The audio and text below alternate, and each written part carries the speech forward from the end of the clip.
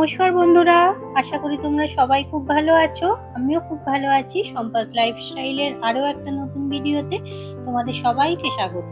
আর আজ হলো শুক্রবার, ঘড়িতে এখন ওই 6টা মতো বাজে। এখন থেকেই তোমাদের সঙ্গে নিয়ে ভিডিওটা শুরু করলাম। সকালে উঠে বাসি কাজ যা যা থাকে কমপ্লিট করে নিয়েছি, আর তারপরে চলে এসেছি রান্নাঘরে। আজকে কিন্তু রান্না বান্নাটা একটু তাড়াতাড়ি কমপ্লিট করতে হবে। তোমাদের দাদা ভাই খেয়ে বেরোবে ওই 9:30 10টা নাগাদ। আবার বাবানের আজকে পড়া আছে, পড়তে দিয়ে আসবে তোমাদের দাদা ভাই, তবে আনতেটা যেতে হবে আমাকে। আর জানোই তো, বাড়ি থেকে বেরোতে হলে তার আগে সমস্ত কাজকর্মটাই কমপ্লিট করে রেখে যেতে হয়। তো যাই হোক, ওদিকে ভাতটা বসালাম। আপাতত এখানে নিয়ে বসেছি একটু গরম জল। আর একটু বেশি পরিমাণে জলটা যেহেতু খাই, তাই এই স্টিলের মগটার মধ্যে নিয়েই খাই। কাপের মধ্যে এতটা জল আসলে ধরে না। সে যাই হোক, ওদিকে জলটা খাওয়া কমপ্লিট হয়ে গেছে। আর আজকে যা যা রান্না করব না, সবজিগুলো সব কাল কেটেই রেখেছিলাম। ওই যে তোমাদের বলেছিলাম গরমের জ্বালায় রান্নাটা তাড়াতাড়ি কমপ্লিট করে নিচ্ছি। আর আজকে রান্না করব একেবারে হালকা পাতলা, করলা ভাজা করব আর বিভিন্ন রকম সবজি কেটে রেখেছি, তাই দিয়ে করব মাছের ঝোল। গরমেতে এইসব খাবারগুলোই না এখন যেন মনে হচ্ছে অমৃত, জানো তো। কিন্তু প্রত্যেক দিন তো আর করা হচ্ছে না, করা সম্ভবও নয়, কারণ সবাই খাবে না। গরমকালে এই ঝোলটা খেতে খুব ভালো লাগে। এতে বাটনালি, আদা, জিরে, ধনে, মৌরি, কাঁচা লঙ্কা সব কিছু বেটে এই যে মাছের ঝোলটা করি না, খেতে বেশ ভালো লাগে, জানো তো। মাছগুলো দেখো, আগে ওর জন্য একটু লাল লাল করে ভেজে নিয়েছি, আর তারপরে ফোড়ন দিয়ে দিয়েছি জিরে আর তেজপাতা। পেঁয়াজ, রসুন, টমেটো কোনো কিছুই কিন্তু আজকে আমি ঝোলের মধ্যে দেব না। প্রথমে এই যে পটলগুলো একটু ভেজে নিচ্ছি, কারণ অন্য সবজিগুলোর থেকে পটলটা তো আলাদাভাবে একটু বেশি করে ভাজতে হয়, তাই বাকি সবজিগুলো একটু পরে দেব। এখানে দেখো বেশি করে দিয়েছি বরবটি, তারপর গাজর, আলু। এছাড়া পেঁপে থাকলে খুব ভালো লাগে, জানো তো ঝোলটা। তবে বাড়িতে আপাতত পেঁপে নেই, তাই ঝোলের মধ্যে দিতে পারলাম না। এমনিতেও গরমকালে পেঁপেটা খাওয়াও ভালো। তো যাই হোক, এই কটা সবজি ভালো করে এই যে ভেজে নিচ্ছি।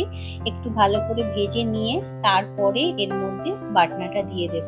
আর জানো তো, এমনি মাছের ঝোল আদা, জিরে, কাঁচা লঙ্কা বাটা দিয়ে আমি প্রায় সময় করে থাকি। তবে গরমকালে এই যে ঝোলটা করি, এর মধ্যে ওই মৌরি, ধনে এইটা অ্যাড করি। খেতে না বেশ ভালো লাগে, জানো তো। ঝোলটা একেবারে আলাদা রকমের। তোমরা কারা কারা এইভাবে ঝোল করে খাও অবশ্যই কমেন্টে জানিও। তারপরে ভালো করে মশলাটা একটু কষিয়ে নিয়ে বেশি করে ঝোল দিয়ে দিলাম। এই ঝোলটা না আমার এমনিও খেতে ভালো লাগে, ভাতের সঙ্গেই যে মেখে খেতে হবে এরকম কোনো ব্যাপার নেই। আর এদিকে করলা ভাজা করেছি, করলাগুলো আজকে গোল গোল করে ভেজে নিয়েছি। মাছের ঝোল আমার রেডি, রান্না বান্নাও আমার আজকে কমপ্লিট, একদম শর্টকাট রান্না। তবে আজকে ব্রেকফাস্টে একটা আলাদা জিনিস খাওয়াবো, সেটা তোমাদের একটু পরে দেখাচ্ছি।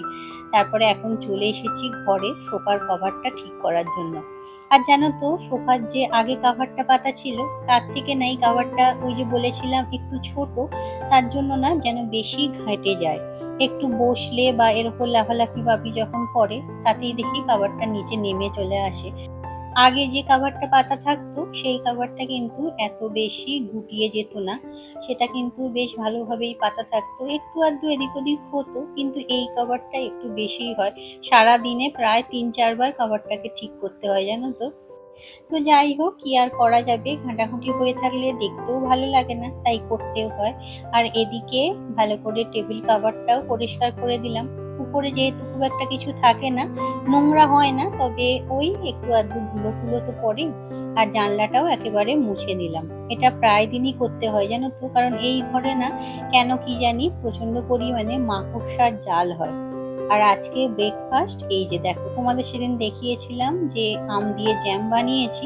আজকে ব্রেকফাস্ট হলো জ্যাম পাউরুটি। সত্যি কথা বলতে কি জানো তো, রান্নাঘরে এই গরমের মধ্যে বেশিক্ষণ থাকতেও ইচ্ছা হচ্ছে না। আর বিভিন্ন রকম আইটেম যে ব্রেকফাস্ট করে ওদের খাওয়াবো, সেটাও ইচ্ছা হচ্ছে না। তাই ভাবলাম জ্যামটা যখন করিয়েছি, আর জ্যামটা না খুব সুন্দর খেতে হয়েছে, জানো তো। তাই পাউরুটি দিয়ে এটাই আজকে ব্রেকফাস্ট। সাধারণত এই ধরনের খাবার দাবার আমরা খুব একটা খাই না, তবে আজকে ওই আনা হলো। একটু আধটু স্বাদ বদল মাঝে মাঝে বেশ ভালোই লাগে। তবে তোমাদের দাদা ভাইকেই আপাতত দেব। আর বাবা নেই, ও তো গেছে পড়তে। ও আসলে তারপরে খাবে। তো তারপরে এই যে উড়োলে এসেছি উপরে, ভাবছিলাম আজকে বেডশিটটা চেঞ্জ করে দেব। তবে জানো তো এখন কিন্তু সময় নেই, অনেকটাই দেরি হয়ে গেছে। আর ওই যে বললাম বাবান পড়তে গেছে, ওকে আনতে যেতে হবে।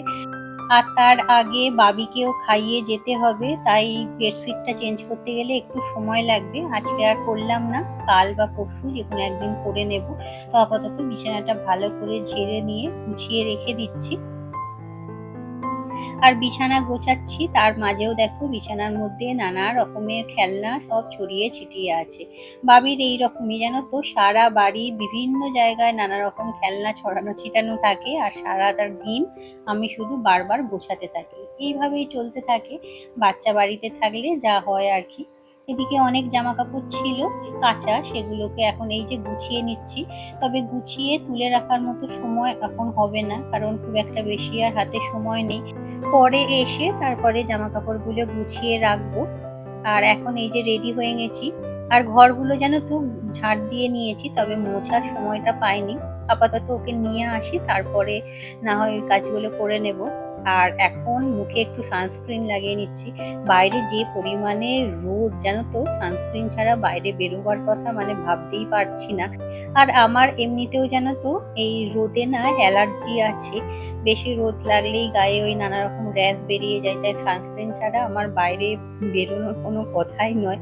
এমনিতেও ডাক্তার সবসময় ফুল স্লিভ জামা কাপড় পরেই বেরোতে বলে, কিন্তু গরমে সেটা সম্ভব হয় না সবসময়। তো যাই হোক, চলে এসেছি। এই যে বাবান এখনো পড়ছে, তো কিছুক্ষণ দাঁড়িয়ে তারপরে এখন বাড়ি যাচ্ছি। আর বাইরে না এতটা পরিমাণে রোদ বেরিয়েছে জানো তো, তাই আজকে আর মেন রোড দিয়ে যাইনি, পাড়ার ভিতর দিয়েই যাচ্ছি। তবে পাড়ার ভিতরে দেখতেই পাচ্ছ রাস্তাঘাটে কিন্তু লোকজন একেবারেই নেই, সম্পূর্ণ ফাঁকা। আসলে কি বলতো, এই এত রোদে না প্রয়োজন ছাড়া বাইরে না বেরোনোই ভালো। আমাদের নেহাত প্রয়োজন পড়েছে তাই। আর বাবানের পড়াটা সন্ধ্যের দিকেই থাকে, কিন্তু যেহেতু এখন গরমের ছুটি পড়ছে তাই এখন সকালবেলা করে দিয়েছে। আর আসার পথে এই যে কয়েকটা কর্নেটো নিয়ে এসেছি। কয়েকটা মানে তিনটেই নিয়ে এসেছি, বাবির একটা, আমার আর বাবানের। তোমাদের দাদাভাই তো নেই তাই আনিনি। আর ফ্রিজে রেখে দিলে না সব ওই বাবানই খেয়ে নেবে, তাই এক্সট্রা কিনে আনা হয় না। তো বাবিকে দিয়েছি, ও এখন খাচ্ছে। আর তারপরে আমিও খেয়ে নিয়েছি।